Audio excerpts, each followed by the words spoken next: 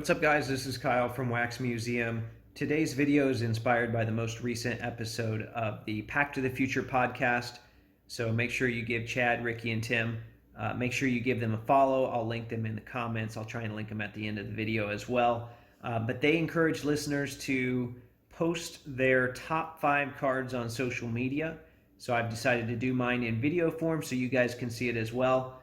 Some of these are cards you've already seen before in my videos, but that makes sense because I like them so much. So anyway, here are my top 5 cards, and we'll start from number 5, which, as you can see, you can probably already see the back of it here, but number 5 is from Panini Eternal, and it is a game-worn NBA Finals patch of LeBron James from his only title with the Cavs. So that'd be the 2016 finals. And, I have another video where I got this in the mail and I talked about it. But to me, this is just such a significant piece of the modern NBA narrative. So to be able to own a part of that, for me, is very special. And I jumped at the opportunity when I saw that. So very happy to have that in my collection.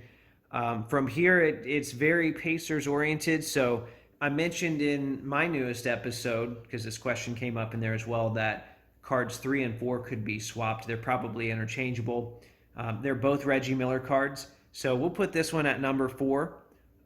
This is a 2005-2006 Topps Big Game Selective Swatch 101 Jumbo Patch of Reggie Miller. And I kind of consider this set to be the lead-in to Immaculate. Immaculate would come around years later, but kind of reminds me of that set with the jumbo patches. That was a big deal when those started coming around.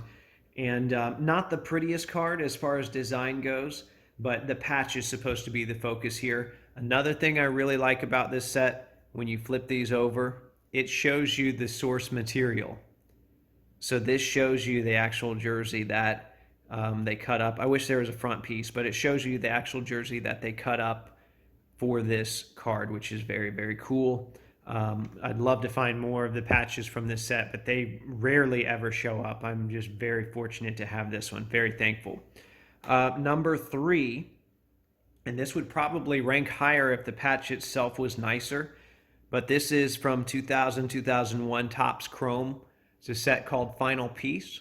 It is a NBA Finals game-worn patch of Reggie Miller.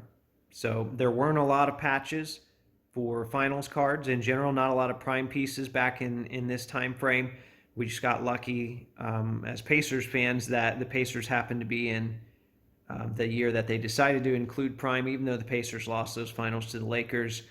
But I looked a long time for one of these for Reggie. It finally showed up. Would like a nicer patch, as I mentioned, but I'll take this one. It's a huge piece of Pacers history. And it's numbered, as you can see on the back, the hand numbering, 15 out of 25. Okay, that was card number 3. Card number 2 is a Ron Artest 2005-2006 Upper Deck Ultimate autographed Logo Man 101. What's interesting about this is that he signed it in 93.